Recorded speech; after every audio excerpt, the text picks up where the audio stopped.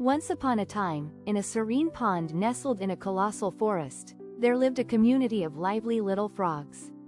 These frogs enjoyed their days hopping between lily pads, catching flies, and croaking tunes that echoed throughout the lush greenery. One sunny afternoon, as the frogs were happily splashing about, they noticed something peculiar in a nearby field. A massive creature, unlike anything they had ever seen, was grazing on the tall grass with leisurely grace. Its large horns, muscular build, and towering size amazed the tiny frogs. It was an ox, and to them, it seemed like a giant. The youngest of the frogs, who had never seen an ox before, hopped excitedly back to the pond to share his discovery with the others. "Everyone, come quickly, there's a huge, magnificent creature in the field. You must see it." Intrigued by the young frog's enthusiasm, the entire frog community hastily made their way to the edge of the pond to catch a glimpse of this incredible beast.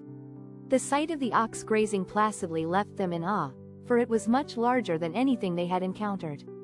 Among the frogs was one particularly boastful frog who always tried to be the center of attention. This frog, puffing out his chest, declared, "What's the big deal? I'm sure that if I tried, I could be just as big as that ox." The other frogs looked at him doubtfully, but the boastful frog was determined. He took a deep breath and began to puff himself up.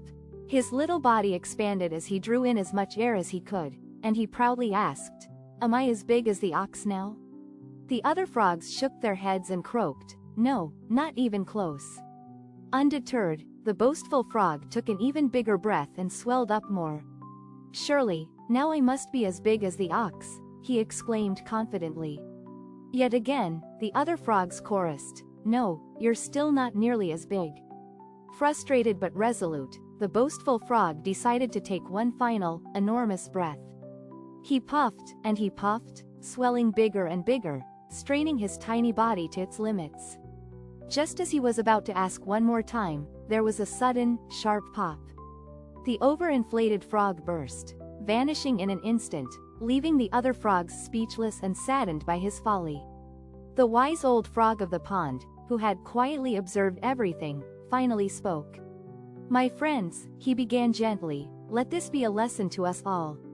No matter how much we may admire others, it is important to accept who we are and be content with ourselves.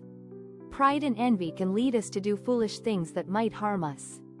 From that day forward, the frogs of the pond remembered the wise lesson they learned from the boastful frog's fate. They lived happily and contentedly, appreciating their own unique qualities and the peaceful pond they called home. And so, the peaceful days at the pond continued,